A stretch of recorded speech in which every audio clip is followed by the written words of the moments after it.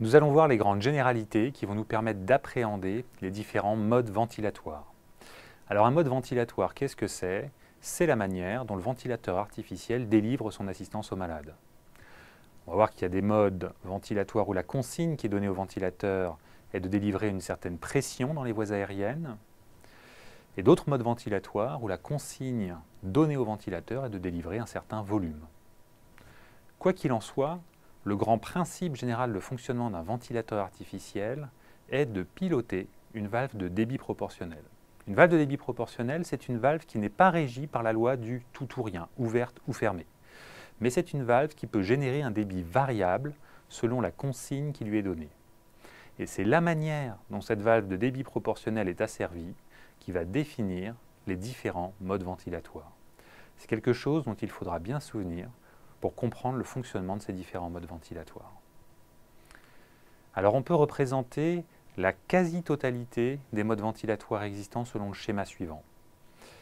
Il faut que le ventilateur dispose d'une consigne de déclenchement de l'insufflation. Ensuite, il faut une consigne de contrôle de cette insufflation. Comment cette insufflation est régulée? Comment l'assistance est délivrée? Il faut bien que l'insufflation se termine, il faut donc une consigne de fin d'insufflation, appelée consigne de cyclage. Enfin, un certain niveau de pression est généralement maintenu en dehors de ces phases d'insufflation. Vous avez ici représenté une copie d'écran d'un respirateur artificiel au cours des deux modes ventilatoires les plus utilisés à travers le monde, la ventilation assistée contrôlée et la ventilation spontanée avec aide inspiratoire. Alors on peut observer les différentes insufflations du ventilateur, car tous les ventilateurs monitorent sur leur écran la courbe de pression des voies aériennes, la courbe de débit des voies aériennes, et généralement aussi la courbe de volume qui est moins informative. Si on s'intéresse à la courbe de débit des voies aériennes, nous nous rappelons d'abord que pour qu'il y ait un débit dans un tuyau, il faut qu'il y ait un gradient de pression à travers ce tuyau. Vous pouvez observer sur la courbe du respirateur qu'il existe une alternance entre des valeurs de débit positives et des valeurs négatives. Par convention, le débit est positif lorsqu'il va vers le patient, ce qui correspond à la phase inspiratoire, c'est-à-dire à l'insufflation du ventilateur. Cela veut dire que la pression dans le circuit du ventilateur, appelée pression des voies aériennes, est supérieure à la pression dans les alvéoles.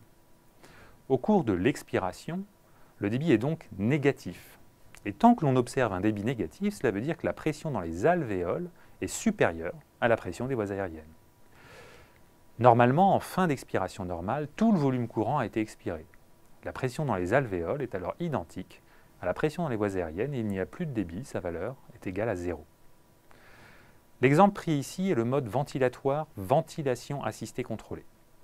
Vous pouvez observer l'aspect particulier, la courbe de pression des voies aériennes au cours de la phase d'insufflation.